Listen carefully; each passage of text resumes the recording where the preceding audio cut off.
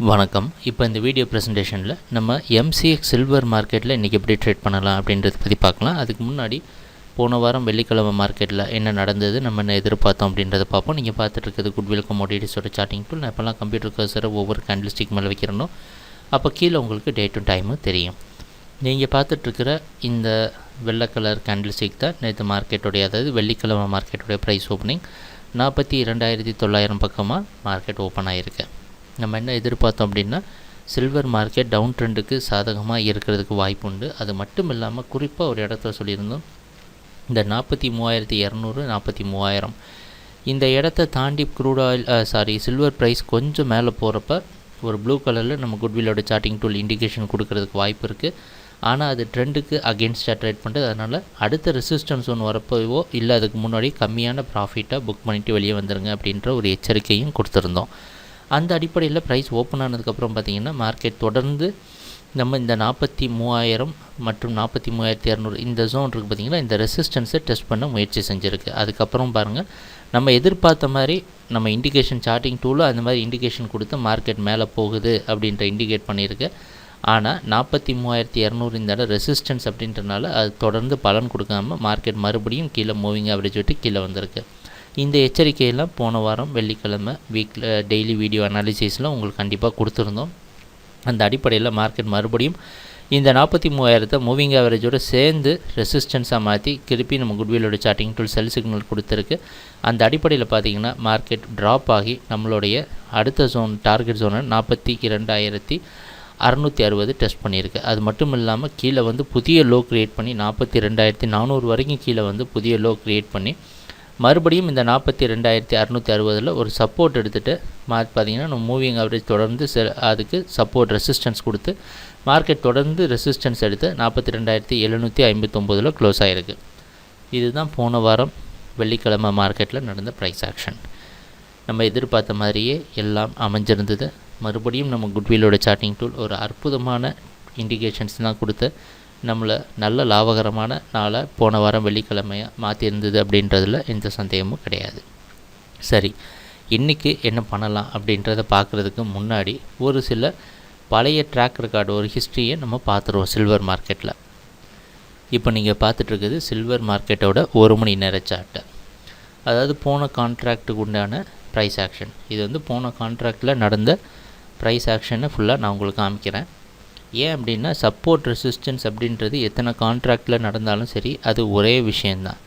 அந்த அடிப்படையில் இப்போ மார்க்கெட் ட்ராப் ஆகிட்டு காரணத்தினால நம்ம கொஞ்சம் அதிகமாக கவனம் செலுத்த வேண்டிய கட்டாயத்தில் இருக்கிறோம்.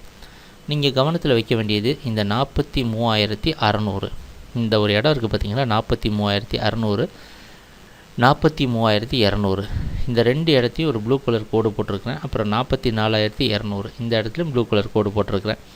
கீழே வந்து டே டு டைமும் தெரியும். இது டிசம்பர் மாதம் பார்த்திங்கன்னா சில்வர் மார்க்கெட் ட்ராப் ஆன சமயத்தில் இந்த 43,600 அப்படின்றது ஒரு மிகப்பெரிய சப்போர்ட்டாக இருந்தது. ஒவ்வொரு தடவையும் ப்ரைஸை மேலே அனுப்பியிருக்கு. எவ்வளவு தடவை ட்ராப் ஆனாலும் இந்த இடத்துல சப்போர்ட் எடுத்து மார்க்கெட் மேலே போயிருக்கு. அதுக்கு அடுத்த சப்போர்ட்டாக இருந்தது 44,200. நீங்கள் தொடர்ந்து பார்த்தீங்கன்னா மார்க்கெட் திருப்பியும் ட்ராப் ஆகிறப்ப 43,600 ஸ்டாப் ஆகிட்டு திருப்பி மேலே போயிருக்கு. அதுக்கு ஒவ்வொரு அடிப்படை சப்போர்ட்டாக இருந்தது 44,200. எப்போ இதுதான் ஒரே முறை மார்க்கெட் பிரேக் ஆகி போன கான்ட்ராக்டில் க்ரியேட் ஆனாலோ 42,400. இப்போ தெரிஞ்சிருக்கும் இந்த 42,400 இப்போ நேற்று வெள்ளிக்கிழமை மார்க்கெட்டில் நடந்த லோக்கு பக்கமாக இருக்குது. ஆனால் ஒவ்வொரு முறையும் இந்த இடத்த தொடுறப்ப நீங்கள் தொடர்ந்து இந்த கோடை மட்டும் பார்த்துட்டு வாங்க. 43,600 சப்போர்ட் எடுத்து மார்க்கெட் மேலே போயிருக்கு. அந்த கடைசியாக பாருங்கள், எல்லா தடவையும் இதுக்கு கீழே வந்தாலும் 43,200 சப்போர்ட் எடுத்திருக்கு. இந்த ரெண்டு இடமும் மிக முக்கியமான இடமா இருந்து கடைசியாக நமக்கு எல்லாம் தெரிஞ்சிருக்கும் சில்வர் மார்க்கெட் அதுக்கப்புறம் கடைசியாக இறுதியாக 48,000 வரைக்கும் போகிறதுக்கு உண்டான வாய்ப்பை கொடுத்துருக்கு. இதை எதுக்காக உங்களுக்கு இப்போ காட்டணும் அப்படின்னா, நம்ம கவனமாக இருக்க வேண்டிய இடம் இப்போ நம்ம கண்ணுக்கு முன்னாடி பார்த்துட்ருக்கிற 43,200 43,600 இந்த ரெண்டு இடமும் ரொம்ப முக்கியமான இடம் சில்வர் மார்க்கெட்டில். இந்த ப்ரைஸ் வந்து இந்த ரெண்டு இடத்தையும் தாண்டி மேலே போனால் தான் சில்வர் மார்க்கெட்டில் ஓரளவு ஸ்ட்ராங்கான ட்ரெண்டு, அதாவது வாங்கிறதுக்கு ஒரு ஸ்ட்ராங்கான ஒரு ட்ரெண்டு அமையும் அப்படின்றதுல சந்தேகம் கிடையாது. சரி, இன்றைக்கி என்ன பண்ணலாம்? அதனால் இது ஒரு கவனத்தில் வச்சுக்கோங்க. இந்த ப்ரைஸை எப்போவுமே இந்த மாதிரி பழைய ஹிஸ்ட்ரியை வந்து பார்த்து முக்கியமான இடத்தெல்லாம் நம்ம கவனத்தில் வச்சுருக்கணும். அந்த அடிப்படையில் தான் இப்போ பார்த்திங்கன்னா நேற்று மார்க்கெட்டை இந்த தொடர்ந்து 43,200 ரெசிஸ்டன்ஸ் எடுத்து விழுந்த காரணமும் அதுதான். இன்றைக்கி சில்வர் மார்க்கெட் எங்கே ஓப்பன் ஆகும்னு எதிர்பார்க்குறோம் அப்படின்னா, எங்கே நேற்று க்ளோஸ் ஆச்சோ அதே இடத்துல, அதாவது வெள்ளிக்கிழமை எங்கே க்ளோஸ் ஆச்சோ அதே இடத்துல ஓப்பன் ஆகும் அப்படின்றது நம்ம எதிர்பார்க்குறோம். பெரிய மாற்றங்கள் எதுவும் இருக்காது. நம்ம கவனத்தில் இருக்க வேண்டியது இந்த 42,660. ஏன்னா ஒரு முறை இந்த இடத்த தொடரப்போ மார்க்கெட் ஒரு பவுன்ஸ் பேக் கொடுத்து இந்த 43,200 மேலே போக முடியுமான்னு முயற்சி செஞ்சுருக்கு. அந்த அடிப்படையில் இந்த இடத்துலையும் மறுபடியும் 2-3 தடவை கடந்த வெள்ளிக்கிழமை மார்க்கெட்டில் இந்த இடம் நடந்திருக்கு. ஒரு சப்போர்ட்டாக மாற்றுறதுக்கு முயற்சி எடுத்துருக்குறாங்க. அதனால் இந்த இடத்துல கொஞ்சம் கவனமாக இருங்க. இந்த இடத்த பிரேக் பண்ணி கீழே வந்துச்சுன்னா மார்க்கெட் மறுபடியும் 42,260 தொடுறதுக்கு வாய்ப்புண்டு.